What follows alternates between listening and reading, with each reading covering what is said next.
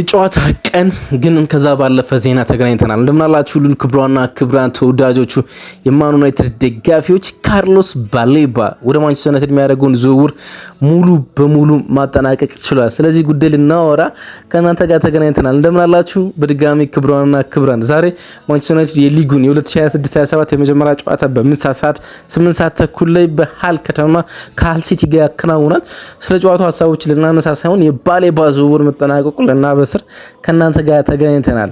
ስለ ዝውውሩ እንዲሁም ደግሞ በመጨረሻ የዝውውር ሂሳብና ባለፈው ዴቪድ ኦርሰን ዝውውሩን ኦፊሻል ካደረገው በኋላ በብራይተን እና በማንቸስተር ዩናይትድ መካከል ምን አይነት ነገር አጋጥሞ እንደነበረ ልናነሳ ከናንተ ጋር ተገናኝተናል ማለት ነው። ስለምታደምጡን ቆይታችሁን ከኛ ጋር ስለምታደርጉ ከልብ እናመሰግናለን። ተከታታይ መረጃዎችን ለእናንተ ለማድረስ እየሞከርን እንገኛለን። ትናንትና በፕሬስ ኮንፈረንስ በፕሪማች ተገናኝተናል። ዛሬ በዝውውር ወሬ ተገናኘን። ግን እናንተ ምልከታ ጥቂት ቀንሶብናል፣ እንዲሁም ተሳትፏችሁም። ስለዚህ አብራችሁን ትቆሙ ከጎናችን ትሆኑ ዘንድ እንጠይቃለን። ካርሎስ ባሌባ ለአንድ ዓመታት ያህል ላለፉት 12 ወራት ያህል በማንቸስተር ዩናይትድ ራዳር ውስጥ የነበረ ተጫዋች በመጨረሻ ሬድ ዴቪልስ ሆኗል። ስለ ዝውውሩ ሀሳቦች ልናነሳ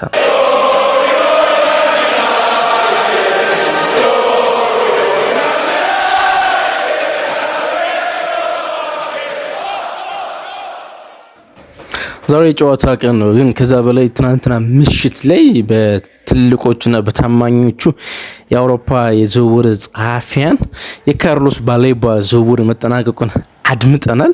በመጀመሪያ ኤክስክሉሲቭን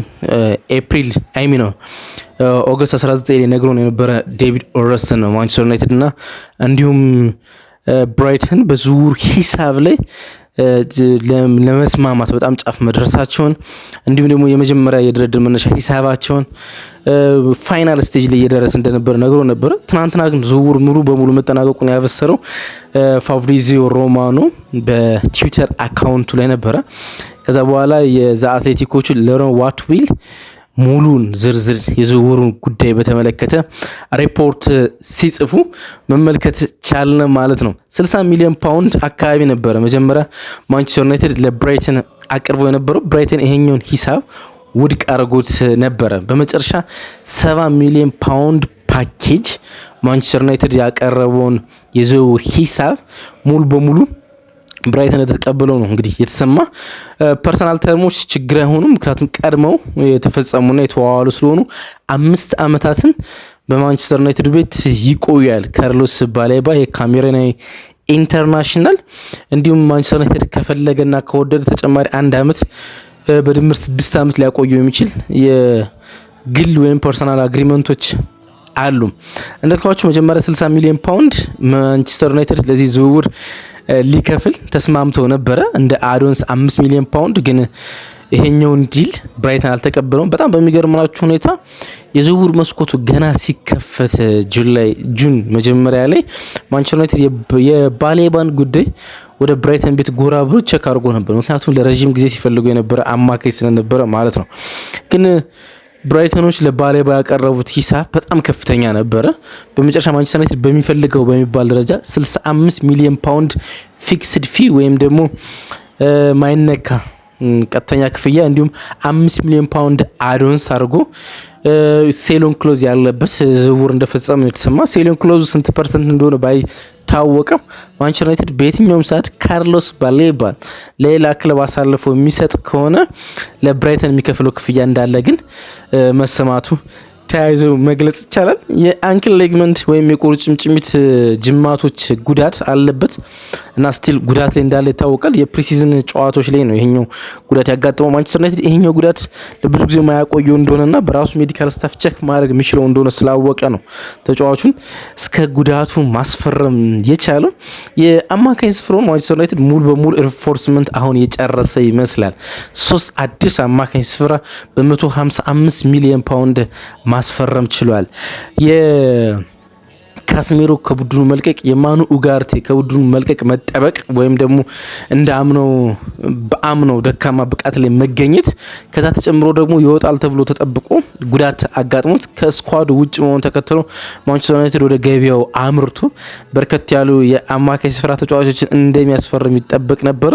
እናም አንድሪያ ሳንቶስን 50 ሚሊዮን ፓውንድ፣ ዩሪ ቴልማንስን በወል ማፍረሻው 35 ሚሊዮን ፓውንድ እንዲሁም ካርሎስ ባሌባን በድምር 70 ሚሊዮን ፓውንድ በማስፈረም በአጠቃላይ 155 ሚሊዮን ፓውንዶችን ለአማካኝ ስፍራው ሪፎርስመንት ማውጣት ችሏል።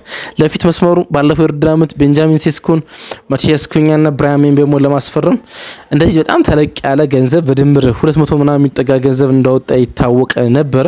አሁንም ለአማካኝ ስፍራው ደሳ ለአንድ ዲፓርትመንት ማንቸስተር ዩናይትድ ይሄን ያህል ገንዘብ እንዳወጣ መመልከት ይችላል። ግን ደግሞ በአስደናቂ ሁኔታ የአማካዩን ስፍራ ሊገነባ ወይም ደግሞ ሊያድስ እንደሆነ መናገር ይቻላል። 122 ጌሞችን ለብራይተን አድርጓል። ይሄ ካሜሮናዊ የ22 ዓመት ኢንተርናሽናል ባለፈው ውድድር ዓመት ከጉዳት ከባህሪ ከቡድኑ አለመፈለግ ጋር ሆኖ 35 ጨዋታዎችን አድርጎ 3 ጨዋታዎችን ብቻ በድምር የጨረሰ ቢሆንም ከዛ አመታት በፊት ግን ከብራይተን በጣም አይነኬ ተጫዋቾች አንዱ ነው። በተለይ ደግሞ ካይሴዶ ወደ ቼልሲ ካረገው ጉዞ ወይም ዝውውር በኋላ በብራይተን ቤት ውስጥ በጣም ተፈላጊው እና ወሳኙ የአማካኝ ስፍራ እንደሆነ መናገር ይቻላል። አሁን ማንቸስተር ዩናይትድ ደንበኛ ዲፌንስ ሚድፊልደር አግኝቷል። በፕሪሚየር ሊግ ውስጥ ኳስ ጋር ምቾት ያላቸው ፕረስ ሪስት የሚያደርጉ ግን ደግሞ ኳስ ሪከቨር ማድረግና መንጠቅ ፖሴሽን ወን ማድረግ ከሚችሉ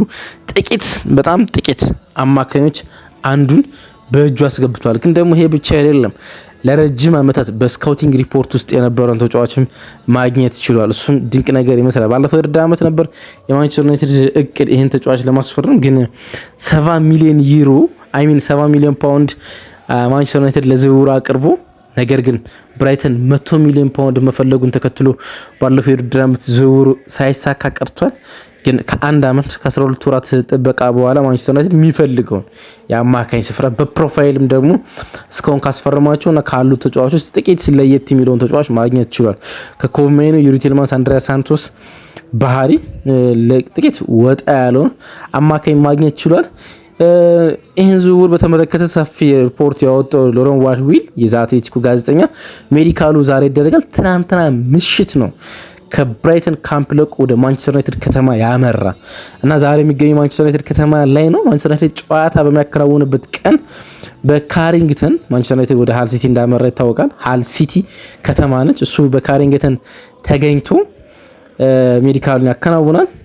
ማንቸስተር ዩናይትድ እንደ ቡድን እሁድ ዕለት ረፍት ነው። እሱ እሁድ ዕለት ሪከቨሪንግ ፕሮሰሱን ይጀምራል ተብሎ ይጠበቃል። በማንቸስተር ዩናይትድ የካሪንግተን የልምምድ ማዕከል የጉዳት ሪከቨሪንጉን ይጀምራል ተብሎ ይጠበቃል። በደም ካርሎስ ባሌባ አሁን የማንቸስተር ዩናይትድ ተጫዋች ሆኗል። ማንቸስተር ዩናይትድ ዛሬ ጨዋታ አለው ከሃል ሲቲ ጋር የሊጉ የመጀመሪያ ጨዋታ ያከናውናል። ኢንተረስቲንግ የሆነ ጨዋታ ነው። ወደ ሃል ከተማ አቀንቶ ነው ይሄኛውን ጨዋታ የሚያከናውነው። ኦፕታ 68.9% የማሸነፍ ግምት በሰጠውና ጨዋታው በኤምኬኤም ስታዲየም በሚደረገው ጨዋታ የሲዝኑን ጅማሩ ምን አይነት መልክ ሊኖረው እንደሚችል በሚጠቁም ሁኔታ ጨዋታውን ይጀምራል። በታሪክ የመጀመሪያው ቦስኒያ አሰልጣኝ ሰርጌ ሪኮቪች የሚመራው ሃል ሲቲ በጣም ደካማ ሆኖ ወደ ፕሪሚየር ሊግ ከመጡ በታሪክ የመጀመሪያው ቡድን ነው። እንግዲህ ታውቃላችሁ ሻምፒዮንሺፕ አንደኛና ሁለተኛ ወጡ ቡድን በቀጥታ ወደ ሊጉ ይመጣል። ሶስተኛ፣ አራተኛ፣ አምስተኛና ስድስተኛ ወጡ ቡድን ደግሞ የእንግሊዝን የኖክአውት ባህል ላለማፍረስ በሚባል በኖክአውት ይመጣሉ። እና በኖክአውት ብዙ ጊዜ ሶስተኛ ወጡ ወይ አራተኛ ወይ አምስተኛ ወጡ ቡድን ያልፋል። ስድስተኛ ወጡ ቡድን በኖክአውት ሲመጣ ለመጀመሪያ ነው ጊዜ ነው። ግን ደግሞ ስድስተኛ መውጣቱ ብቻ ሲሆን በቁጥሮችም በጣም ደካማው የሻምፒዮንሺፕ ቡድን ነበር የሰርጌ ዩኮቪች ቡድን። ግን ደግሞ ወደ ሊጉ መጥተዋል እና ጠንካራ የመከላከል ስፍራ ይገነባሉ ወይስ ደግሞ ያን በሻምፒዮንሺፕ እንደነበራቸው በደካማ ሁኔታ ውስጥ ነው የሚቆዩት የሚሉትን ለመመልከት ኢንተረስቲንግ ነው። ማንቸስተር ዩናይትድ የአዲሶቹ የአማካይ ስፍራ ተጫዋቾች አንድሪያ ሳንቶስና ዩሪ ቲልማንስን ከብሩኖ ፈርናንዴዝ ፊት ላይ ሲያሰልፍ ዛሬ ምሳ ሰዓት ላይ እንመለከተዋለን። ወይም ደግሞ በምሳ ሰዓት ጨዋታ ላይ እሱን የመታዘብ እድል ይኖረናል። ካሪክ ወደ ማንቸስተር ዩናይትድ ከመጣ ጀምሮ በፕሪሚየር ሊጉ ምርጡ አሰልጣኝ ነው። ወይም ደግሞ 17 ጨዋታዎችን ነው መምራት የቻለ ወደ ሊጉ ከመጣ ጀምሮ። እናም በእነዛ 17 ጨዋታዎች 39 ነጥብ ይዟል።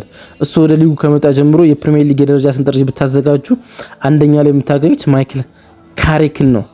እናም ለነዛ ብዙ ለሚያወሩት ብዙ ትችት ለሚሰነዝሩት እናም ደግሞ የተጫወቱበትን ቡድን ከማበረታታት ይልቅ ብዙ መጥፎ ቃላትን ለሚሰነዝሩት እናም ወደ ካሪክም ለዞሩበት የብሪቴን ፖንዲቶች በተለይ ደግሞ የቀድሞ የፈርጌ ቤቢ ተጫዋቾች ምላሹን መስጠት የሚጀምርበት ጊዜ እናም ደግሞ ከሱ ጎን እንዲቆም ያስገድድበት ጊዜ የመጀመሪያው ቀን ይመስላል። ይሄኛው የፕሪሚየር ሊግ የመጀመሪያ ሳምንት ጨዋታው እንዳለን ኢንግላንድ በመሃል ዳኝነት ኖርተር። ስለ ጨዋታው ትናንትና ብዙ ሀሳቦችን አንስተናልና ወደዚህ አንገባም። የካርሎስ ባሌባን ጉዳይ እንዲሁ አንስተን ለመጓዝ ብቻ ነው። ካርሎስ ባሌባ ማንቸስተር ዩናይትድ በምን መንገድ ነው የሚጠቀምበት የሚሉትን ጉዳዮች ግን ለብቻው ፕሮግራም እንሰራላችሁ ይሆናል ማለት ነው።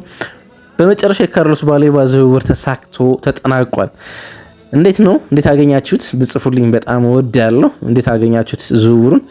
እናም ሄር ዊጎ የተባለው ዝውውር ከሁለት ቀናት በኋላ ከተወያየንበት በኋላ ጥቂት መጠነኛ ስጋት ፈጥሮብን ነበረ። ዝውውሩ ላይ እንከን ይኖር አይኖር የሚለው በመጠኑም ስለዘገየ ማለት ነው ከሁለት ቀናት በፊት እና በመጨረሻ ተጠናቋል። ምን ተሰማችሁ ብትነግሩኝ ደስ ይለኛል። ወዳችኋለሁ። ባይ